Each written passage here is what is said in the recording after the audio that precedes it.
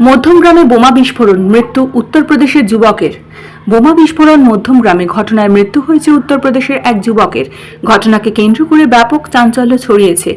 ঘটনার তদন্ত শুরু করেছে মধ্যমগ্রাম থানার পুলিশ। তৈরি করা হয়েছে একটি বিশেষ তদন্তকারী দল। এর পাশাপাশি ঘটনাস্থল পরিদর্শন করে ফরেনসিক ও এনআইএর প্রতিনিধি দল।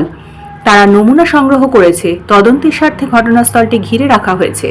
পুলিশ সূত্রে জানা গিয়েছে, রবিবার গভীর রাত্রে মধ্যমগ্রাম স্টেশন সংলগ্ন মধ্যমগ্রাম বয়েজ হাই স্কুলের সামনে ফ্লাইওভারের নিচে একটি বসার জায়গায় বোমা বিস্ফোরণটি ঘটেছে। বিকট শব্দে কেঁপে ওঠে এলাকা। বিস্ফোরণে গুরুতর আহত হয় উত্তরপ্রদেশের বাসিন্দা বছর 25-এর সচ্চিদানন্দ মিশ্রা। তাকে রাতেই বারাসাত মেডিকেল কলেজ অ্যান্ড হসপিটালে ভর্তি করে পুলিশ। সোমবার সকালে সেখানে তার মৃত্যু হয়। জানা গিয়েছে, হরিয়ানার একটি কারখানায় সে কাজ করত।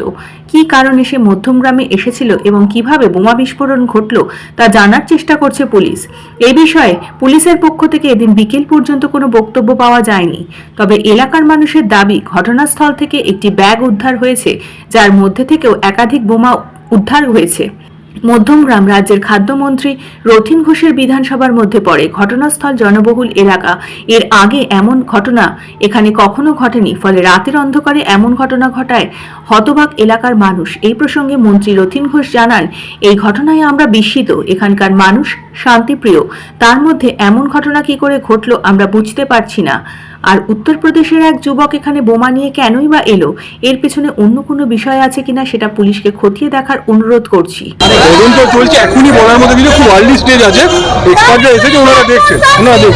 তদন্ত চলছে, আপনাদের ওয়েট করতে হবে। কোনো কিছু স্পেকুলেট করবেন না। তদন্ত চলছে, আমরা জানাবো আপনাদেরকে। এক্সপার্ট যেটা দেখে গেছে ওনারা জানালে আমরা আপনাদেরকে জানাবো। কি কি সংগ্রহ করলো সাহেব, কি কি সংগ্রহ করলো এটা তদন্তে উনি বলতে পারবেন, আমি এক্সপার্ট নই। এটা বলা আমার পক্ষে ডিফিকাল্ট আছে। প্লিজ কোঅপারেট করুন আপনারা। Bureau report, news 24।